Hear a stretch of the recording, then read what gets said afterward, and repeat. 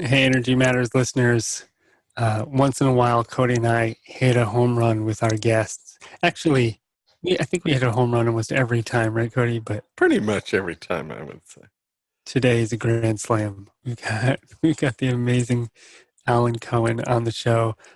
Alan is an author. He has written 24 books, including his best-selling "The Dragon Doesn't Live Here Anymore," "A Deep Breath of Life," and the classic "Are You as Happy as Your Dog?" He's a contributing writer for the New York Times, best-selling series Chicken Soup for the Soul. You may have heard of that one. And his books have been translated into 24 languages. He's been featured on Oprah.com, USA Today, The Washington Post, 101 Top Experts. And Alan's radio program called Get Real is broadcast weekly on Hay House Radio. Um, so he's got a lot going on inside and out, and I absolutely love the energy that he brings. He has this very practical, natural wisdom, and he's got a great sense of humor. And he's coming to us from the big island of Hawaii, which is where I used to live. So pretty excited about that too. Before we jump into the episode, for those of you who don't know, you can go to energymatterspodcast.com. We've got all of the show episodes there. We also have some links out to some of the new video casts we just started doing. So you can not just listen to the show, you can watch it. And we've got some of our courses up there now, which only took me and Cody like 7 years to get up onto a website. But we've got our Not quite that bad. not that bad. We've got our intuitive chakra series that we created with dailyohm.com up there, our awakening to energy series, and our intuitive training. So yeah, it's all up there. We're happy and excited to share it. So without further ado, Alan Cohen. Hey everyone, welcome to the Energy Matters podcast. I'm here with my co-host as always, Cody Edner, and Hey, everybody. we have a very special guest today, Alan Cohen. Welcome, Alan. Thank you so much for being here. Thank you, fellas. Yeah, it's great to have you. And all the way from the big island of Hawaii, my old stomping grounds. Here we are. And you've been teaching for so long. You have 24 inspirational books written. I almost don't know anybody who meditates or reads spirituality that hasn't heard your name. You've been around the spiritual block, let's say, for a while. And you have, when I hear you speak, Alan, it's just wisdom and this purity to it that you rarely find. And I love how you tell you teach through stories. And sometimes I wonder, is Alan just sitting in a cabin in Hawaii reading all of these incredible books like Joseph Campbell, and then like the stories come through? Is it all experience? Can we start with, how did you come into a place of just allowing all of that wisdom to come through? Was it a struggle? Did it take a while? Did you sit in a cabin? How did you come about your spiritual path and then begin to express that into the world? It was the easiest thing I've ever done. It took no training, no struggle. It just happened. I have to say, though, that when I was first came to the spiritual path, Ram Dass was my mentor. Oh, wow. No love.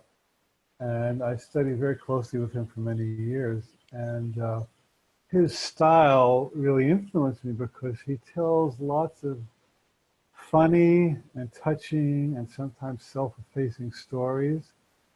And so I had one of the best role models there could be. So when I started teaching, I didn't try to copy him, but I tried to use the essence of what he did in my own purposes. And it just seems very natural and it works. And where did you meet him?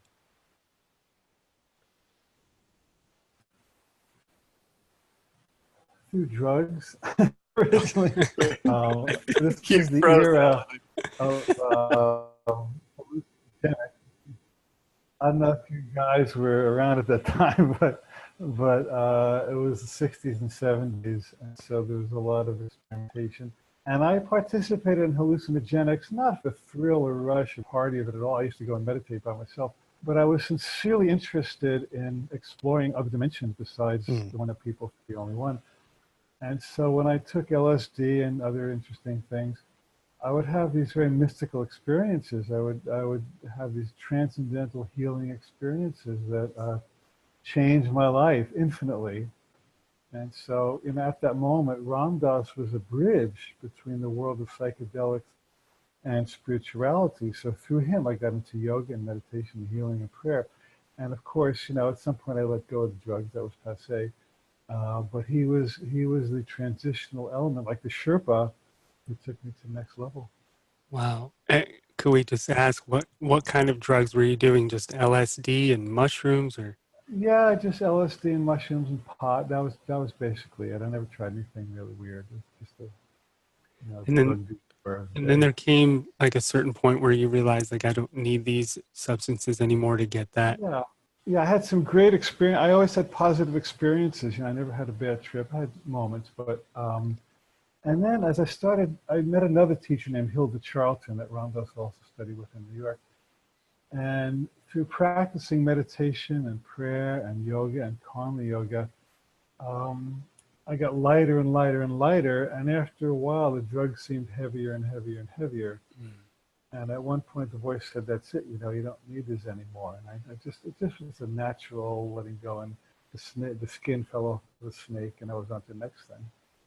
How old were you when that happened? I was just going to ask. Mid-20s. Mid Yeah. 20s. Or actually, what I wanted to ask is, because you just said you kind of went into the drugs for expanded dimensions and maybe a foundation of interest in spirituality. When did that start? When, like, for me, I was about 14 when I really kind of awoke to spiritual dimensions. I think David was a teenager, and I'm wondering, like, when did that maybe first inklings of awakening happen for you? Well, it's always been an element, but I'll tell you two moments that were pivotal for me. When I was, I don't know, 5, 6, or 7, I had a dream. And I don't know if you guys are old enough to remember Howdy Doody. Do you remember Howdy Yeah. Doody? Mm-hmm. So I Through had this. reruns, I must say. Good. Just to qualify. Well, Howdy Doody is a popular kids show on that day. And anyway, I had a dream. And in this dream, I looked under my bed, which is often a scary place for kids.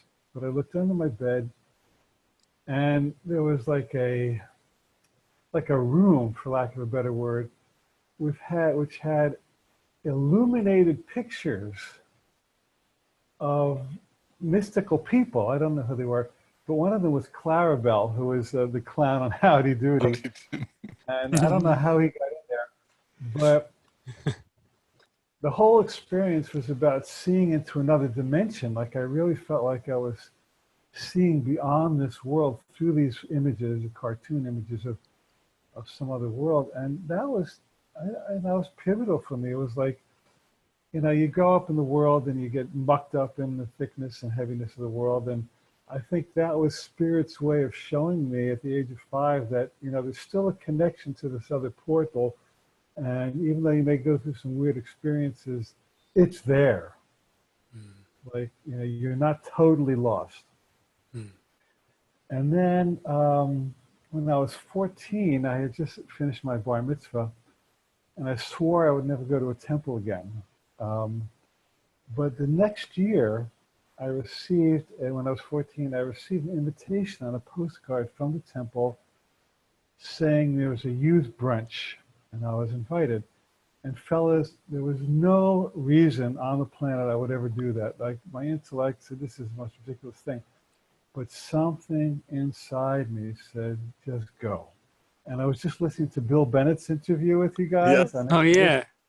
Fabulous, fabulous. What a great book, a great interview, a great movie, great interview. Anyway, something said, just go to this brunch. And I went to this brunch, and there was a young rabbi there who was the youth director.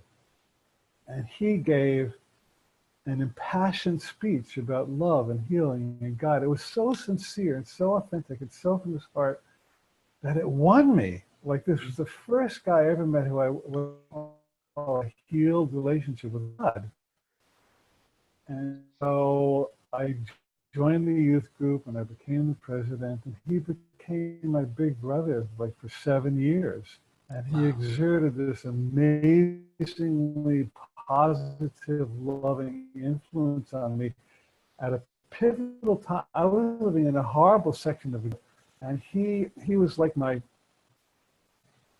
I know I have a bad connection from Hawaii. Sorry, guys. Okay.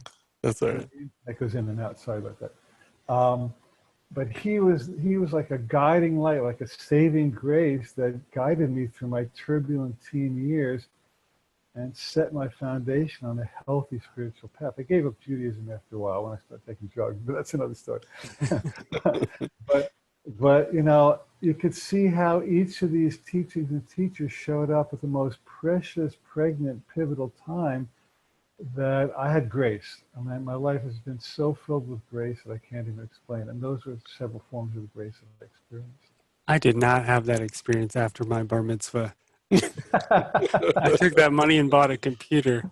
Of course you would. Of course you would. Very practical thing to do. So, what inspires you now, Alan? I mean, after writing all of these books and teaching for so many years, do you still wake up every morning just going, "Yeah, I'm still inspired"? Or what is it that kind of essentially gets you up in the morning, gets you excited every day?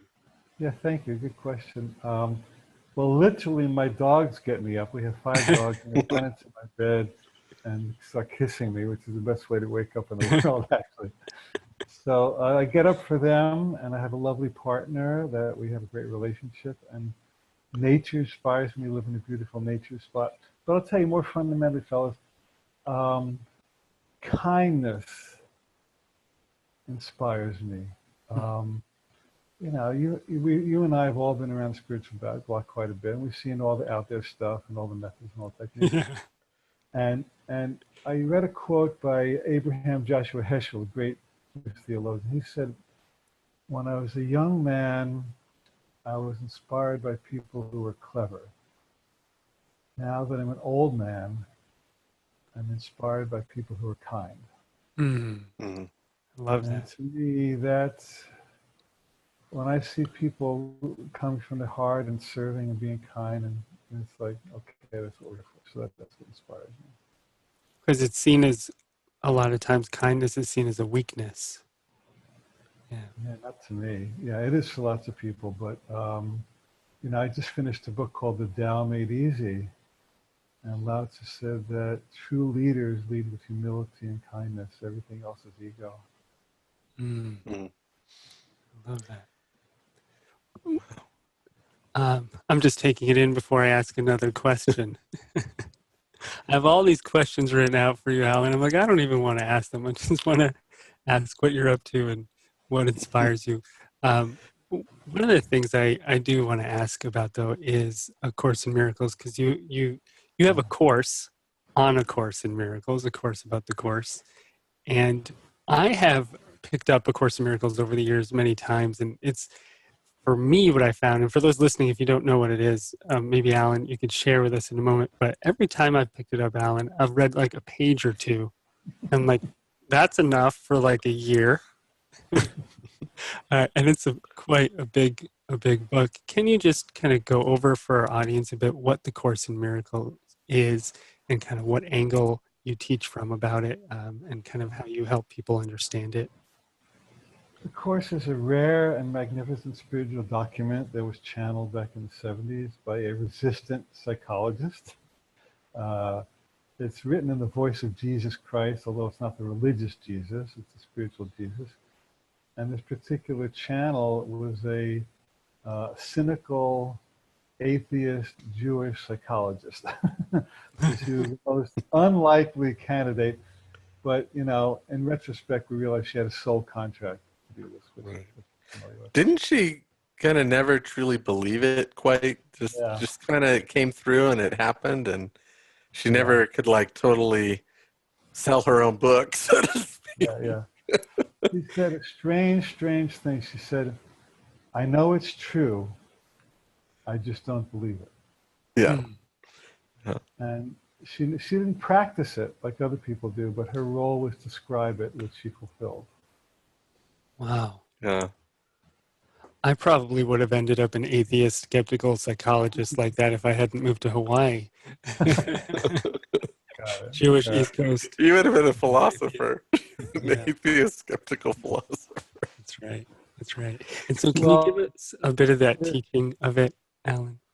yeah, well, the book came over 7 years, and it ended up being a text, a workbook, and a manual for teachers. And in essence, it says basically that every moment of our life, thought, word, and deed, is a choice between fear and love.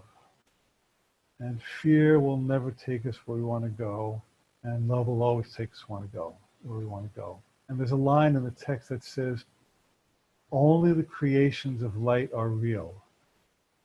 Everything else is your own nightmare. So what the Course does through 365 lessons, one for each day of the year, is it methodically, brilliantly deconstructs our belief system that separate us from wisdom and love.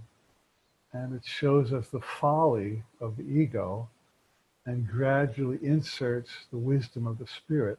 So gradually we shift our faith from fear to love, from ego to spirit. And it's a steep path because it really confronts the ego. And it tells us that many of the things we believe are just not so, and that's why we suffer. So it does take determination, it does take dedication. But if you can play with it for long enough, you get it starts to work. You know, in those types of teachings, Alan, love is kind of a sticky word. It's probably one of the more loaded words we have with connotations. Yeah. And so many times the question is just for many people is, well, what is love? Because I've been hurt by love. People have used love to manipulate me and to control me. But Yeah. when we speak of spiritual love, how would you, or the love that is, on that path, how would you articulate that or describe that? Well, it's a great question, Cody, because most of the time we say I love, and it's an ego love, it's a selfish Mm-hmm. love, it's a narcissistic love.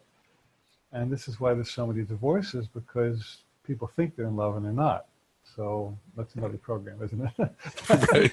I actually had a question about that for later. Yeah. But anyway, when I'm in love, I feel like I'm home. And I feel like all my needs are met from the inside out. And I'm not looking to anyone else for validation or affirmation, or I don't see myself as a black hole that needs to be filled in. I see myself as a light that needs to be shined. So, it is a big loaded word. As far as I can tell, love is the essence of who we are. It's what we're doing here. It's the only thing that makes our life worthwhile. And there's a place inside of each of us that really knows what love is. And when we drop into it, we know it's real. And until then, that's all we're searching for. Beautiful. Beautiful. And I like the way you just said when you're in love, because when people use that phrase, or every time I've ever heard that phrase, it always means with something else. But when you said it, I just realized you meant a space or a connection you have in yourself when you're in that love. And that's the thing we're looking for. Yeah. It's a state of consciousness. When you see through the eyes of love, everything is lovable. And when you see through the eyes of fear, everything is scary. So, we all flip back and forth many times a day between the lens of love and the lens of fear. And that's what the spiritual path is. And so, Alan, for those listening who maybe are like, well, there's a lot of times throughout the day where I feel everything but love, frustration or anger, depression, different forms of pain. How do I use the Course in Miracle teachings or Alan's teachings to start to shift that energy, start to shift out of that consciousness? Well, the first thing to notice is that you don't feel good. Like when you're angry or afraid or resentful, you start to contract, and it's like a bad, bad, bad, bad feeling. And you have to admit that what you're doing in this current moment is not working. Until you get to the point where you could say, I don't feel good and I want something else, you're just going to go in circles. So the second step would be to say, well, I do this in my coaching with my clients all the time. I say, what does the voice of fear say to you? And they lay it out. And I say, what by alternative would the voice of love say? Even if you could just have a little thread of connection to the voice of love, what would that say? And they tell me. And I ask them, now which feels better? And of course, the love always feels better. So then I would work with them to ask them, what can you do in your own consciousness or activity that can help you amplify that experience of love and decrease the experience of fear? And each of us has something we know how to do that lifts us. It could be meditation, yoga, playing with the dog, or walking in the woods, and guitar. But whatever you do that raises vibration, even the least, is bringing you closer to love. So I'm a very simple teacher. I'm not telling people to go to Himalayas. They pick up a guitar. I tell people, I don't tell people go to the Himalayas. I say just pick up your guitar, write in your journal, or go out to dinner with a friend. Do what nurtures your soul. And when your soul is nurtured, you reestablish your connection to spirit. And it's pretty simple as far as I can tell. But we got to practice. You got to practice. Right. Well, I did go to the Himalayas, and it didn't work. Worked a little bit. It got me going. It got me going. Let's hear what happened. I know you're interviewing me, but I want to hear what Sure. was that experience for you, and what shifted for you? Yeah, so I lived there for about a year, in an ashram, and practicing Vedanta and different forms of yoga, and drinking mango lassies and talking highfalutin philosophy with other travelers, all of that good jazz. And I actually I was guru obsessed when I was like 23. And when I was in India, so I literally had an entire like stack, almost like playing cards of gurus in my pocket. I would walk around with them, like Neem Karoli Baba, Shivananda, Yogananda, Muktananda, name the Ananda. I had that Ananda in my pocket. And I was just, obsessed with masters and gurus and hiking the Himalayas to meet them. And so what happened, where I grew from that was I realized, whoa, I'm giving all my power and energy away to these guys who always tend to have a beard. It's kind of weird that they all have that in common, or most of them, that they all have my answers, and that I'm like not good enough. I don't know enough yet. I'll never be like them. I have to sit at their feet. And I think I honestly just over time gradually grew out of it. It wasn't like one moment.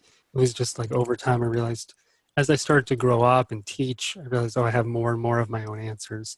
And so I kind of developed, eventually put the playing cards away. And I moved to Hawaii. Healthy evolution, yeah. Good. Yeah, like and kind of felt like a natural evolution.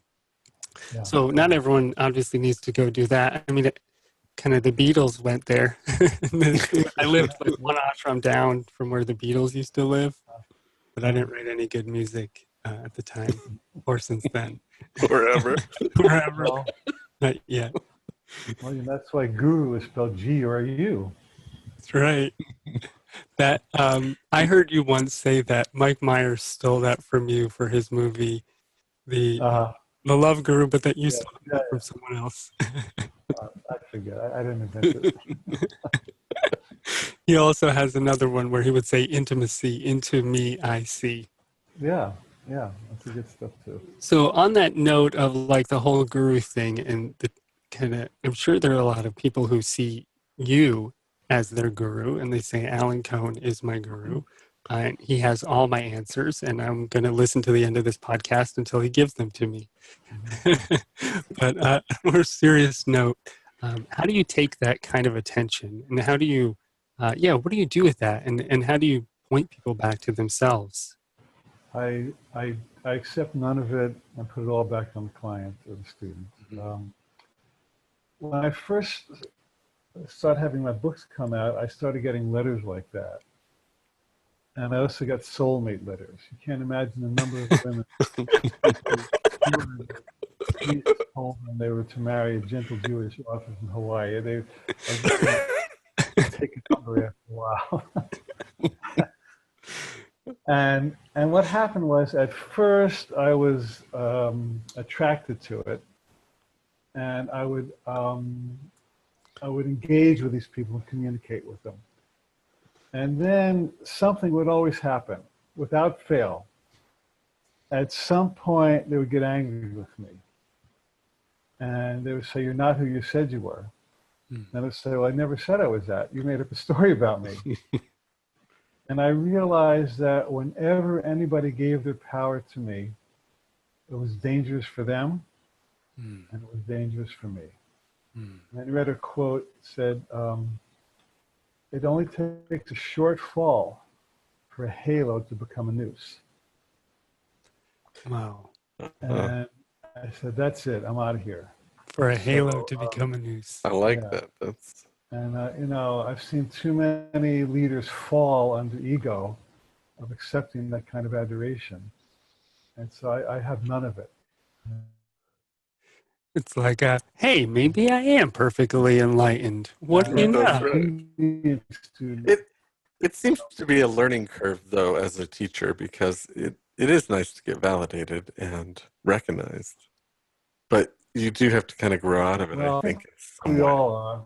Yeah. Mm-hmm. Yeah, absolutely. And then I'm sure on the other end of it too, Alan, criticism. People maybe not Right. liking your message, or especially with something like Course in Miracles, where if it does have a bit of Christian undertone to it, I'm sure people upsets some people. Yeah, I've gotten better at discerning between accurate criticism and ego-based criticism. Oh. Like I remember once I taught at Omega Institute years ago, and it was a weekend retreat, and afterwards this lady sent me a long letter with all the things I did wrong, like, and I read it, I thought, could I really have messed up in so many different ways? And I realized she was just on it, and I didn't respond. She was just stuck in ego. And then, like a year later, I had a book come out that was successful, and I kind of pumped it up in my newsletter. And this fellow sent me an email saying, "Alan, I really like your work, but it sounded like you were kind of what's the word? You're patting yourself on the back quite a bit in that newsletter." Kind of put me off a bit. And I realized he was right. This was healthy criticism. So, and I still don't like it if anybody says anything bad about me. Like if I get a bad review, I go, I'm Amazon. Yeah. But those people are not conscious at all anyway, so I don't take it. Their consciousness is below yours, so That's right. Matter. They're just unconsciously. They should reach somebody else anyway. I'm just kidding. But I'm getting better and better at kind of feeling where the person is coming from and trying criticism on for size. And then I ask Spirit. The Course in Miracles says, if you're not sure what to do, ask Spirit and say, "Please show me the truth about this. What am I to do about this?" And I'm getting better at asking Spirit, and usually Spirit will tell me, "No, this is not valid, this is." And that seems to work for me. So you almost like intuitively look at each criticism and just see if read it a little bit. Yeah. I like that. And I guess there is a difference in the energy of, through ego, it's probably more like an attack versus true criticism's more like feedback, right? You can just go, "Oh," and think about it and not feel that kind of charge. Like, thank you.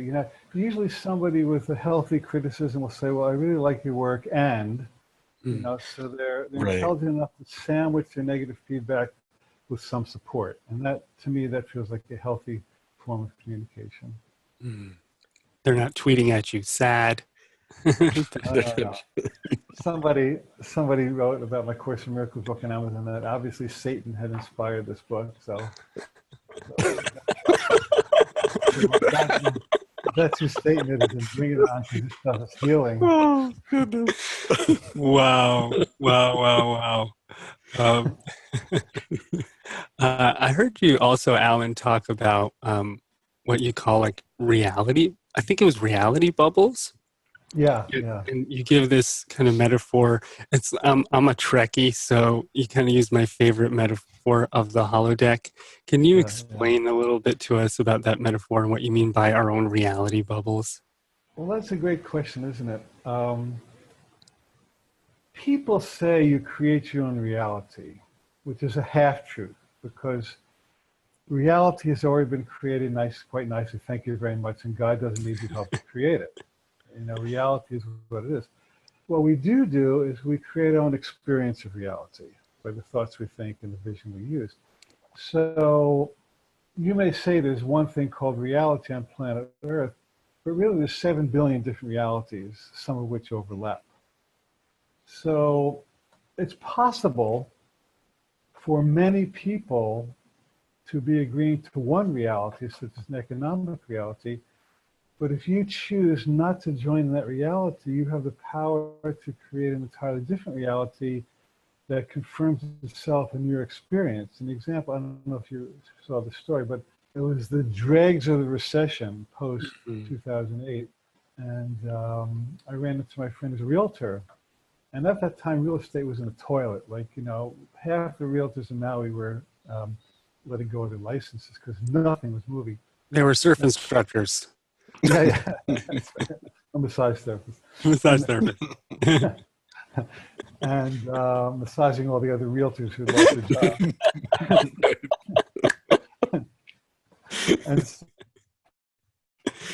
And uh, Oh, you she froze says, for a moment. You froze I there for a just second. sold a Oh, there you $23 are. million beach from the state. Sold a $23 million beach. Oh, sorry, I know it goes again. I'll start over. And my friend said, I just sold a $23 million beachfront estate. I said, how'd you do that? She said, well, I knew a guy wanted to sell it. I thought this guy might want to buy it. And they put their hands together and they made the deal. And to me, there were $23 million estates going around, even while most people were struggling and almost starving financially. But she lived in this consciousness of enoughness and abundance and people wanting to make deals and availability.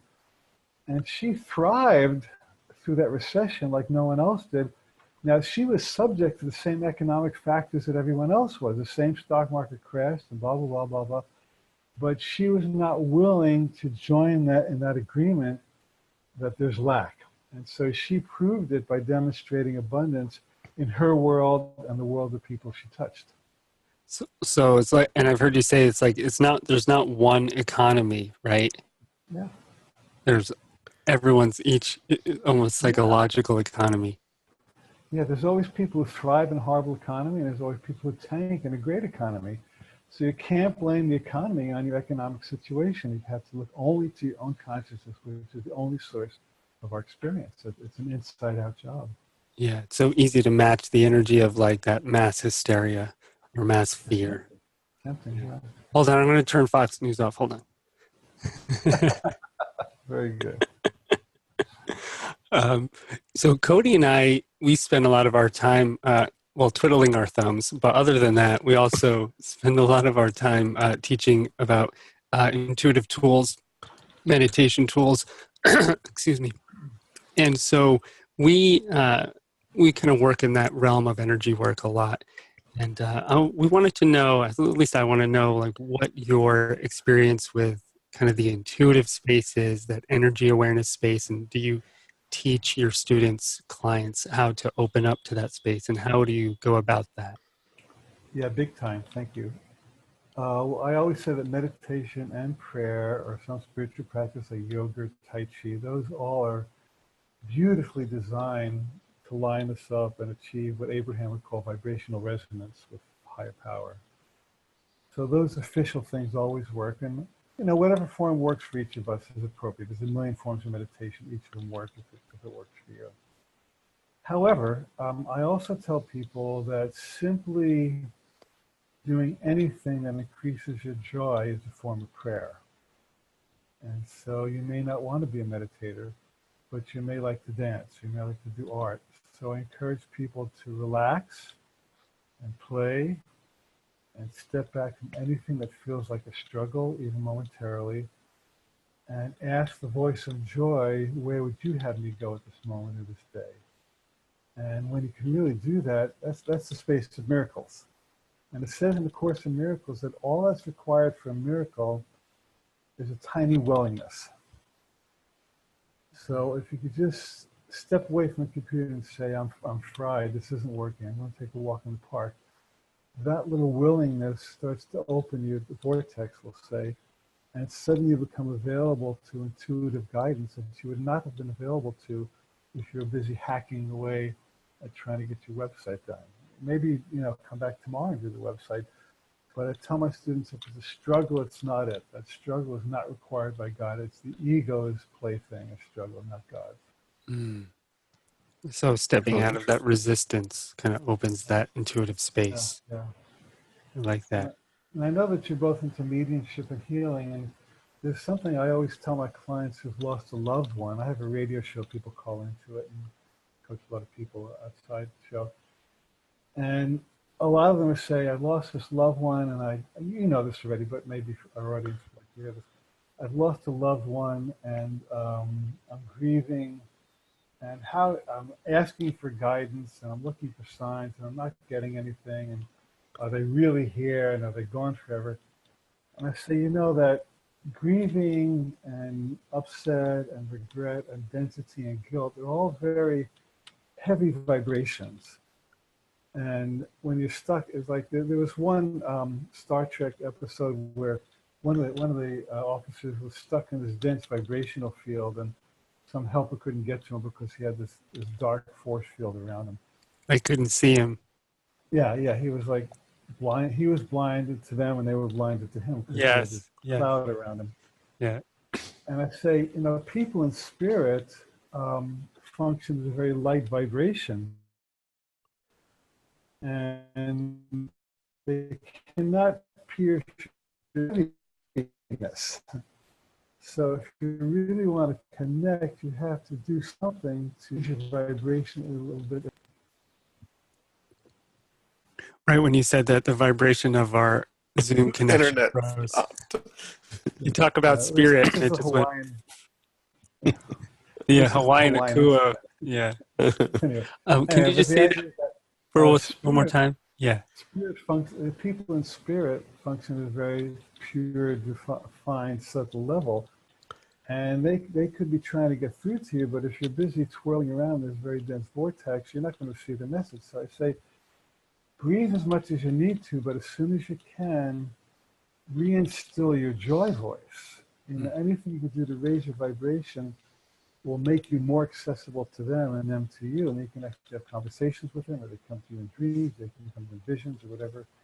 And that's the way to reconnect with somebody in spirit, is by matching their energy rather than expecting them to come down into the dense vibration. They're happy to be out of the density of Earth. I assure you, they don't want to come back any quicker than me. So you might have to make a little effort to meet them where they stand. Yeah, I like the way you put that.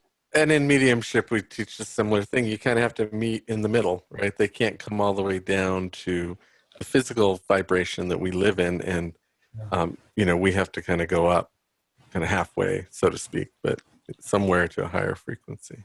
Yeah. Alan, you've been doing this so long. You have seen kind of the evolution of an awakening that's happening. I kind of have a little bit too. I started in 1984. And, when I started teaching, I think I started teaching in the later 80s, but, people would come in and this idea of meditation or energy was like very new to them. And, I might ask a group of people, how many of you have heard of being grounded? And maybe nobody or one person. Now, of course, everybody says, oh yeah, I know that. Let's get to the real stuff type thing. It's like some of these very simple foundational things seem to get lost very often in this seeking for like higher energy levels or enlightenment. And of course, my philosophy is it's more about getting back into ourselves and not ascending, but descending in a way into the reality of what we're creating in the world. But what would your advice be for someone, kind of just opening up, and all these things are out there to do, how does someone kind of find a good focal point, a good starting point, and an easy kind of move step by step forward in something, in some awareness raising thing? Well, it's unique to each person because we all have our own unique path. And so, I would ask the clients, what works for you? What do you feel drawn to do? And they might say, oh, I have these 3 teachers, and I'm not sure which one to study. I'll say, which one resonates? It just, I say it's a lot simpler than you think it is. Like, who speaks to your heart? Who works for you? If you can just peel away all this intellectual stuff, what would you like to do? Of the 3 meetings you've been invited to, which one do you feel like going to? And in that moment, I'm actually training them to exercise their intuition, which will take them to the right teacher who will train them to exercise intuition, and one thing will lead to the next. So you have to trust your gut. Goethe said, the German philosopher, said, when you finally trust yourself, you will know how to live. I love that. I like Now, that. that's as good at the beginning of the spiritual path as it is the end of the spiritual path. And there's another quote, Alan, that I heard you say. Well, it was a story that someone asked a shaman, "How can I be more like you?" How does it go? Yeah, a friend was studying with a shaman. She says, how can I be more like you? He says, the way to be more like me is to be more like you. That's it. Yeah. In other words, I'm not teaching you to copy me. I'm teaching you to express yourself. So Yeah. the worst teachers inculcate dependence. And they weaken people by making them feel they need the teacher. The best teachers inculcate independence, and they want the students to grow their own wings and fly out of the nest and find the guru within. And that's how I evaluate a good teacher from a bad one. I love that. And so you still work one-on-one with clients and counsel. It's amazing. Is there a theme or a couple themes that you notice that have been kind of playing out with your clients that they've been working on that you've been helping them with? Is there something kind of been coming through lately? Well, universally, it seems like self-love and self-acceptance. Okay.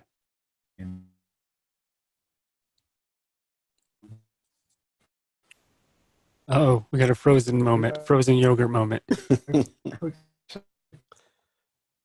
We'll let you know when we can hear you again, because it's I think he can't hear us when we can't hear him. I hope you. Oh, I hope you let's wait a moment. The cloud will pass.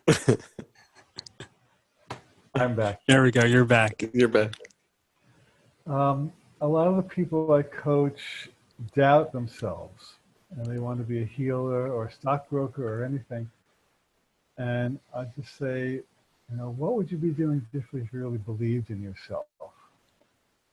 And I validate them, and I say, the world is in such a weird condition these days that anybody who is offering any kind of healing service sincerely is needed and will serve and will succeed. So I said, don't wait until you're a perfect teacher to teach, because there's no teacher that's perfect. I said, you become more and more perfect by practicing starting right where you are. And that seems to give people a lot of confidence. And I do a life coach training, and most of the students, they have an intake interview. And I ask them, what is your fear? And they say, well, who am I to coach? Why would anybody pay me to coach? I'm still working on my own stuff. I have my own shadow self. And I say that does not matter. I say, do not use that as an excuse not to step forward. I say, everybody has a shadow self. And I tell them stories about the top gurus and teachers and authors and masters and motivational speakers that I see in green rooms at lectures.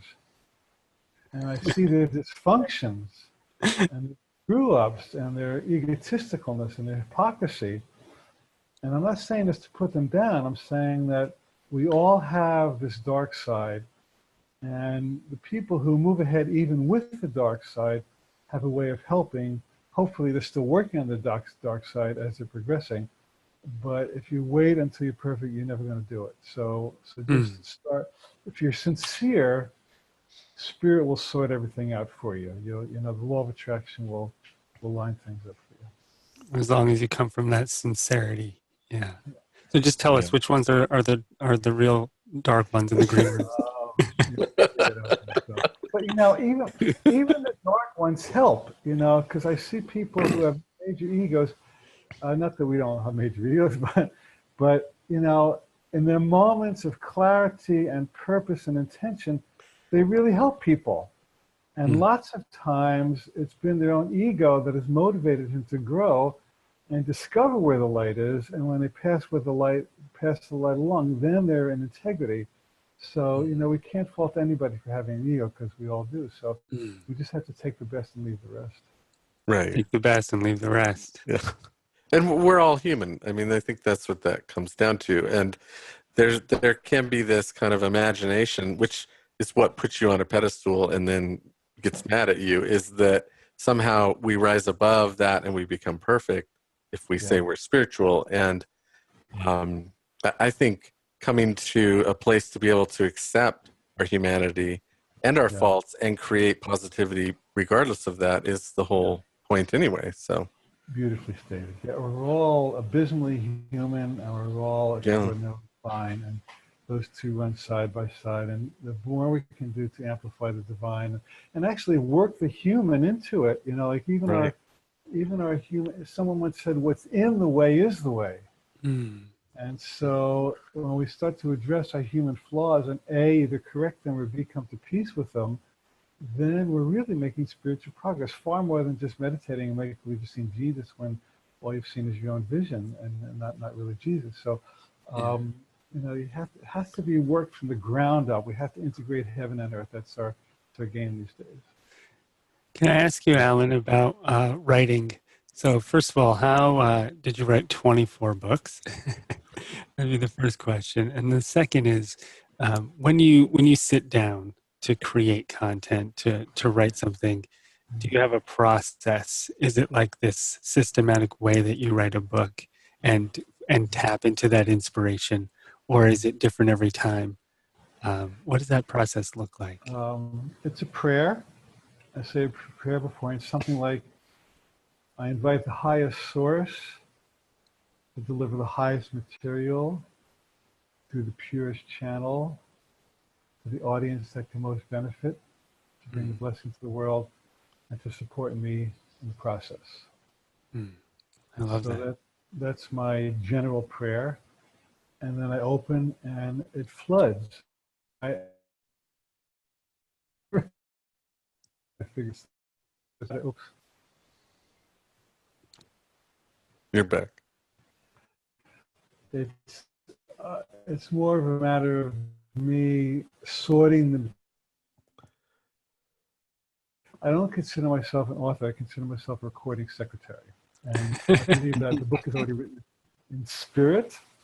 And it's my job to be as pure a channel as I can to bring that book to earth, the highest purpose for the most people. So it's more like an editing, massaging process than a creation process.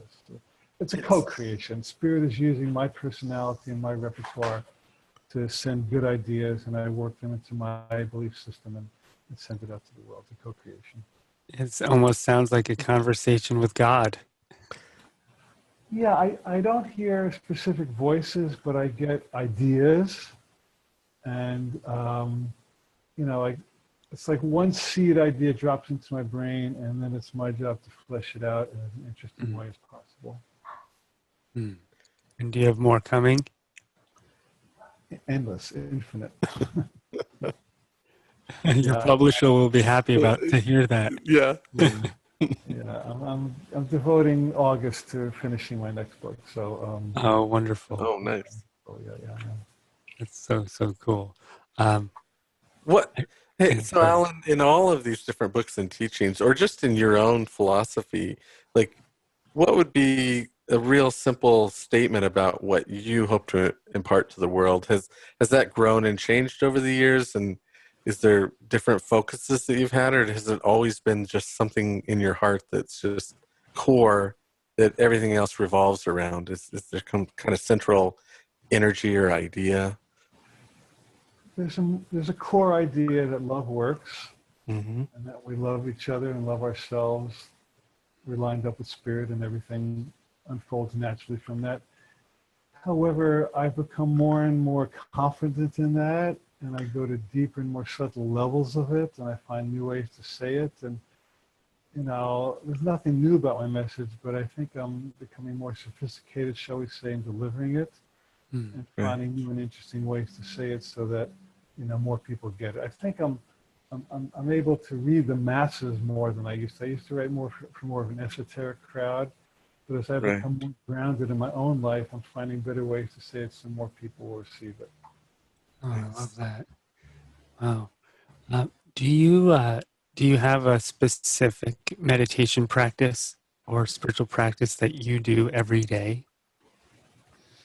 Yeah, it varies. I absorb light. I sit and I imagine that there's a healing energy that wants to come to me, and I do my best to open my pores and receive it. And at other times, I visualize that light as being inside me, wanting to get out. And so it depends on the kind of mood that I'm in. In or out?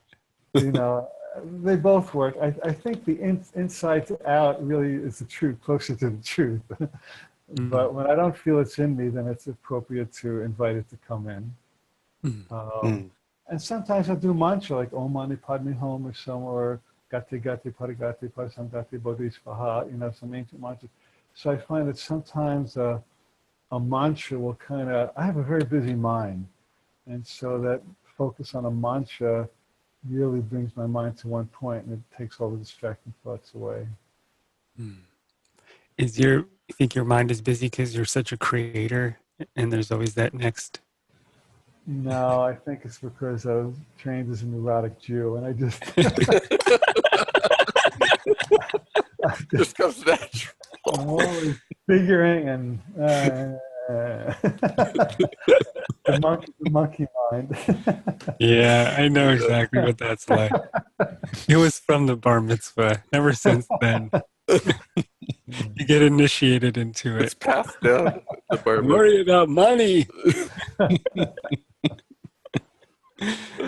Well, my grandfather would be very happy when he sees someone named Alan Cohen has been on my podcast. Oh my God, wonderful. He looks like a rabbi.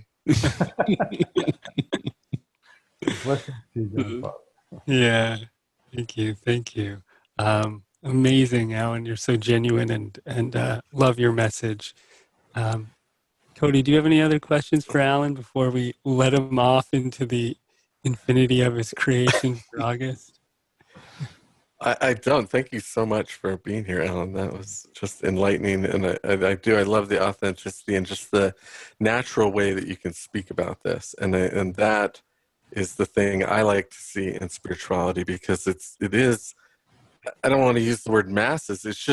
It's in everybody, and we have to speak about it in a way that can connect with everybody, I think, to really have an impact. Thank you. And Alan, for all those watching, listening, if they want to find more of your work, I know you have a couple of courses coming up in September and December. Can you just tell us a little bit about them? Yeah, I do a life coach training. It's very, oops.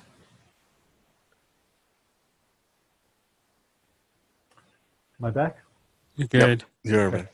I do a life coach training. It's a very intensive, intimate 6-month program for people who want to become professional life coaches or do it more casually. It's a very transformation program for coaches and clients. And then in December, I'm doing a new program called Transformer Training for people who would like to be leaders, healers, and teachers. And it's for people who have a sense that they have something to offer, but have not yet developed the confidence or the tools to put it out there. So this is inviting people to step into the shoes of their destiny and walk the path of a transformational agent on the planet Earth. So there'll be a 5-day retreat in Hawaii this December. Oh, and cool. all this is on my website, alancohen.com, and I would welcome anybody who's listening to our show to join me at either or both of those programs. Wonderful. Nice. And you can find Alan's books on Amazon, I'm sure, and everywhere else. They're fantastic. So, Alan, thank you so much for your light, for your wisdom, for your time. We really, really appreciate it. And mahalo for being here.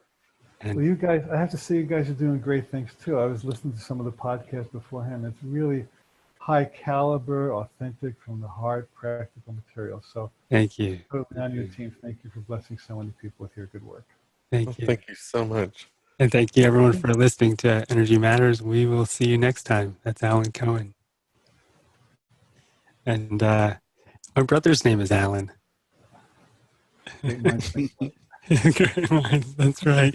Thanks, Alan. I know. Okay, I wanted to try to keep it into that hour. Yeah. Kind of agreed on not take you too much over. You have a book to write. Yeah, I always do. It's an ongoing process. Yeah. Were you a writer like before you got kind of in the spiritual? Were you just interested in writing as a young child? No, not at all. I was actually on the spiritual path for 8 or 10 years. And you guys got another minute for a really good story? Mm-hmm. Yeah, Mm-hmm. definitely. So I was renting a room in a friend's house, and she went to see a psychic named Vincent Ragone. And she came back, and she said, I didn't tell me your name, but he said, tell Alan to write. Really? Oh, wow. And when she said it to me, it meant nothing to me. Like I wasn't interested in writing in the least. And I don't know, 6 months later, I woke up one morning and this voice said, write. And I didn't want to write, but I did. And I started I didn't know I was writing a book. I was just expressing, just for fun. Wow. And the process took me over. And I did nothing but write for many hours a day for like 6 months or 9 months. Wow. And the book came out. I knew it was a book at some point, and it was called The Dragon Doesn't Live Anymore, the first book. And it was a series of poetic essays. And I showed it to my friend who had the psychic reading. She said, oh, let me play the tape, the cassette tape from my psychic reading. And she played the tape for me, and she hadn't told me. But in the reading, he said, tell Alan to write. I think a book of poetic essays would be very good. Whoa. Oh, my gosh. And so he was all over it. Before I just swear, guys, I had no inkling or intention to write it. It was a date with destiny, essentially. That is so cool. That is Well, really that's cool. what me and Cody do during our daytime hours. We work one-on-one with clients, do some intuitive reading, healing work, counseling, guiding. Real quick story too, when I lived in India, I went to what was called a Nadi Gruha, or they call him a palm leaf reader, and someone that I had known who lived in India for years, like, you got to go see this guy. He's the real deal. Had to make an appointment 3 months in advance. And he started reading my chart or whatever. I don't even know what he had. I don't know what he had. And he said, oh, you're going to move to a place like Australia, and you're going to work on the farm, and you're going to be a psychic and a teacher and writing some books. And I was like, I had already purchased my ticket to move to Hawaii to go to the intuitive training school. And I did work. When I got there, I lived and worked on a farm for the first 4 months to kind of just get grounded, get by. And it all just kind of was coming true. I was like, thank you, dude in India, for just validating that path. Yeah. That's amazing. Yeah. That's so very cool. So, yeah, it's the Course in Miracles says that the script is already written. We're just watching. That the best things that have ever happened to me have been unlike. They were truly, the best things that have happened to me have truly been unplanned. They were dates with destiny, and I've ended up teaching in Japan quite a bit and moving to Hawaii and all that. Oh, wow. And it was all just lined up. When the mom was pregnant, it gave birth. So Wow. kind of humbling when you think about that, huh? That is, That's that is very so cool. Yeah. Man. Thank you, Alan. We Thank really, you. really appreciate your time. If I can support you in any way, don't hesitate. Yeah, absolutely. Yeah. And can we share that last story? I didn't stop recording, so can we do an after show, or you want us to cut it where we said goodbye? Whatever you like. You're good? That was a good story. And we'll send you the revenue from the podcast. Oh, yeah. Yeah. Okay.